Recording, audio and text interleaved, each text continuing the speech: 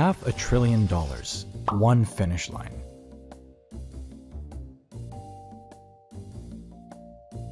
And the prize isn't money, it isn't territory. It's a machine smarter than every human who ever lived combined. Whoever crosses that line first doesn't just win a race, they decide what comes next, for everyone. And here's the part that should terrify you. The race isn't coming, it already started. You just weren't watching. This isn't a story about robots. It isn't about tech billionaires tweeting into the void. This is the story of three superpowers quietly dismantling the old world and building a new one. And the most dangerous weapon in this race? It doesn't make a sound. But first, what actually is AI? Think of it like a student. Except instead of reading a few textbooks, this student reads billions of books, articles, conversations, and research papers all at once in seconds. The more it reads, the smarter it gets. Now imagine two countries in a competition to build the smartest student in history. And imagine that the engines powering those students, the chips, the hardware, the computing muscle, are so valuable that controlling them means controlling the race itself. That's what this is. That's what's actually happening. Now let's talk about how it started. Go back to 2017. A research lab in London published a paper. 8 pages. No press release, no fanfare. It was called Attention is All You Need. Boring name, civilization-altering idea. That paper handed the world a blueprint for a new kind of intelligence. ChatGPT, Google Gemini, China's Ernie bot. Trace the roots of any modern AI system and you end up at those 8 pages. Governments understood what it meant almost immediately. Remember that. It matters in a minute. America moved first. Of course it did. Silicon Valley already had the talent. Stanford and MIT already had the research. The money moved in pretty fast. OpenAI launched. Google poured billions into DeepMind. Microsoft made the largest bet in its history on a single partnership, and the results came quickly. Within 5 years, these systems went from writing clumsy sentences to passing medical licensing exams, diagnosing tumors, writing production software. The United States looked untouchable, dominant, inevitable. Then Beijing woke up, and it had been taking notes the entire time. China is very good at watching. In 2017, the same year that paper quietly dropped, Beijing released its National AI Development Plan. The language was direct: become the world's dominant AI power by 2030. Not a goal, an order. State funding flooded into Baidu, Alibaba, and Huawei. And China had access to something no Silicon Valley company could replicate. Picture a surveillance network blanketing 1.4 billion people. Every purchase, every search, every face on every street corner. Unregulated, government accessible, endless. Remember that student analogy? China's student had access to the biggest library on Earth, and nobody was allowed to lock the doors. In America, privacy laws slowed things down. In China, there were no breaks. None.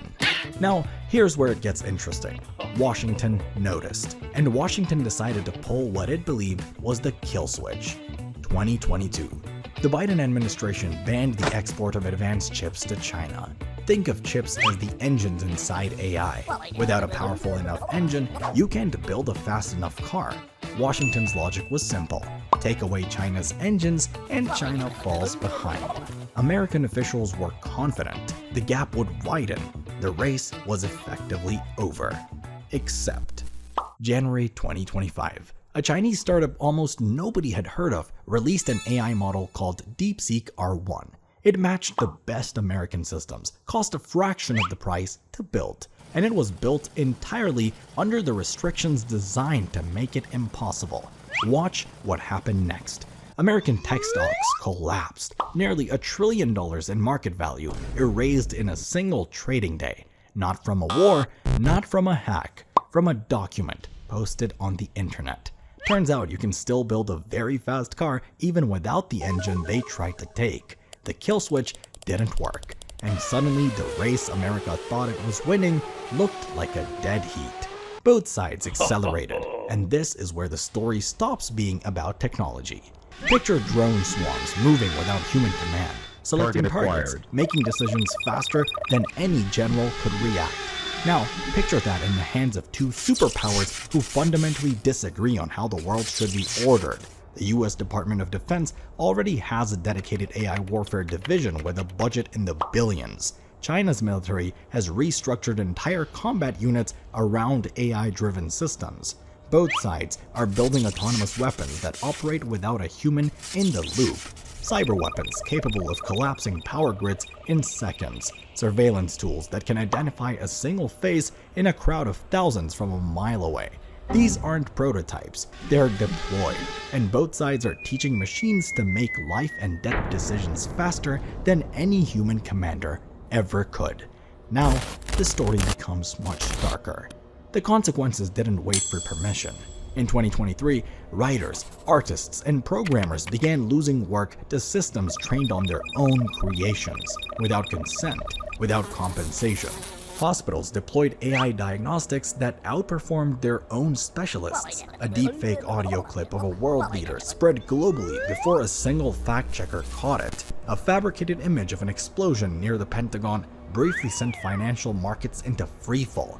Not science fiction. Tuesday. Routine. And the regulations meant to address any of it? Still being drafted, still being debated, still running years behind the technology they're supposed to govern. That should have slowed things down. It didn't. The companies driving this race are burning money at a scale that's almost impossible to comprehend. Training a single large AI model can consume as much electricity as a small city running for weeks. Picture warehouse after warehouse of blinking servers, stretching for blocks, drawing more power than most countries use in a day. Microsoft, Google, and Amazon are building data centers at a pace not seen since the Cold War. Some are reopening nuclear power plants just to keep the servers running. OpenAI was spending billions annually without a profit in sight. The race is so expensive that even the winners might not survive it financially, but nobody stops because stopping means losing.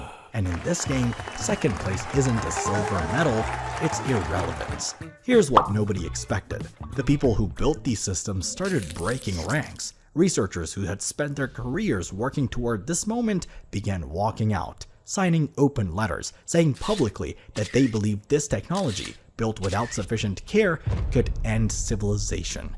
Not eventually, in their lifetimes. The companies they resigned from issued careful statements, hired replacements, and kept moving. The European Union passed the AI Act. Washington held summits, signed executive orders, published frameworks with serious-sounding names.